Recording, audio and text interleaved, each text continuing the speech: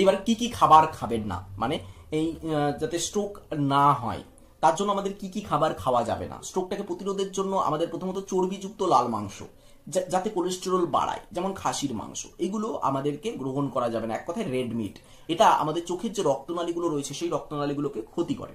Fast food এবং processed food, fast food যেমন burger, chips, এছাড়াও বিভিন্ন রকমের যে প্রক্রিয়াজাত খাবার বা প্যাকেজিং ফুড, এতে ট্রান্স ফ্যাট এবং সোডিয়ামের পরিমাণ বেশি থাকে, যেটা চোখে স্ট্রোকের সম্ভাবনা বাড়িয়ে দেয়। অতিরিক্ত লবণ আমাদের রক্তচাপ বাড়িয়ে দেয়, যার ফলে আমাদের স্ট্রোকের ঝুঁকি বেড়ে যায়।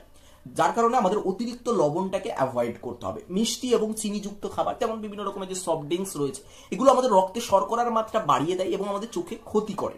তার সাথে সাথে অ্যালকোহল ও ধূমপান, অ্যালকোহল এবং ধূমপান কি করছে, আমাদের যে চোখের রক্তনালী সেই রক্তনালীগুলোকে সংকুচিত করছে, তার ফলে আমাদের চোখে স্ট্রোকের ঝুঁকি বেড়ে যায়। তাহলে এগুলো আমাদেরকে কিন্তু পরিত্যাগ করতে হবে। অ্যালকোহল, ধূমপান, অতিরিক্ত লবণযুক্ত খাবার, তার সাথে সাথে প্যাকেজিং খাবার, প্রসেসড ফুড, দেন ফাস্ট ফুড, ঠিক আছে, অতিরিক্ত তৈলাক্ত খাবার, আর তার সাথে সাথে চর্বিযুক্ত খাবার, এগুলো আমাদেরকে ত্যাগ করতে হবে।